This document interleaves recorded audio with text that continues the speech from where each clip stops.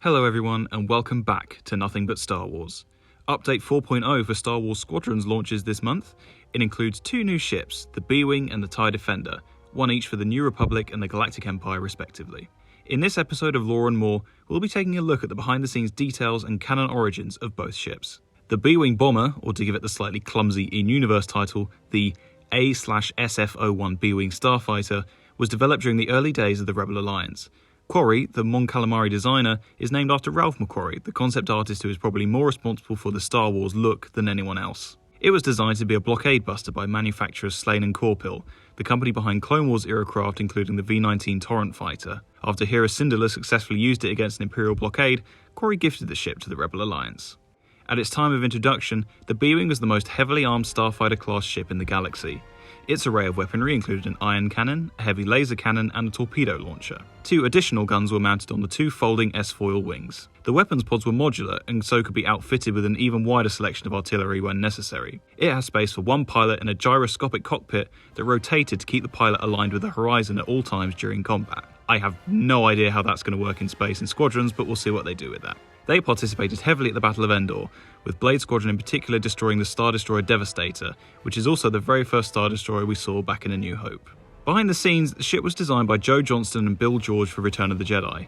Unlike the X and Y wings, its name didn't actually come from its shape or wing configuration. It was simply that the two starfighters designed for the film were labelled A and B and so became the A and B wings. The thin shape of the craft's wing made it incredibly difficult to film against a blue screen, so many planned sequences, including the ship, were cut entirely. And despite fans lamenting its lack of action in The Rise of Skywalker, the Resistance model B-Wing actually has more screen time in that movie than the original did in Return of the Jedi. The TIE Defender fighter, officially designated TIE/D Multi-Role Starfighter, was developed at a very similar time as the B-Wing, around 2 years before the Battle of Yavin. Imperial mastermind Grand Admiral Thrawn drew plans to mass-produce the ship on the occupied planet of Lothal with the support of Grand Moff Tarkin, who had funded it to spite director Krennic's long overdue and so far disappointing project, Project Stardust, aka the first Death Star. Despite promising early demonstrations, the destruction of the TIE factory on Lothal put paid to the ship's mass manufacturing. The ship was considered a fighter-bomber hybrid. Unlike the standard, interceptor and bomber TIE models, it was outfitted with shields and hyperspace capabilities without the support of a carrier or capital ship. Its arsenal consisted of 6 heavy laser cannons on the wingtips and concussion missile launchers on the cockpit pod. An elite model was also tested just prior to the destruction of the factory, which was faster and could have missile launchers mounted on the wings as well as the laser cannons. Though it never saw widespread use throughout the Galactic Civil War, many of its technological developments were used by the First Order to augment their new line of Special Forces TIE fighters ahead of the pre-Starkiller Cold War.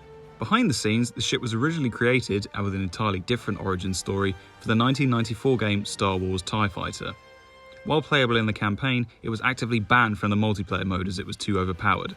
Again, it'll be interesting to see how Squadrons will balance this out against the other fighter-class ship, the standard TIE. It appeared in multiple Star Wars video games across the next decade and a half, and LEGO even released an official set in 2010, which I really wish I'd held on to now. It had the ability to spin the tri-wing assembly around the cockpit. This wasn't a feature of the ship in canon or Legends material, but it would be a neat ability in-game. And that's your introduction to the B-Wing and TIE Defender ahead of next week's update to Star Wars Squadrons. I can't wait to dive into the cockpits of both, especially considering we haven't actually seen the interior of the B-Wing ever in live action or photoreal format. Let me know which of the two is your favourite and which one you're most excited to play.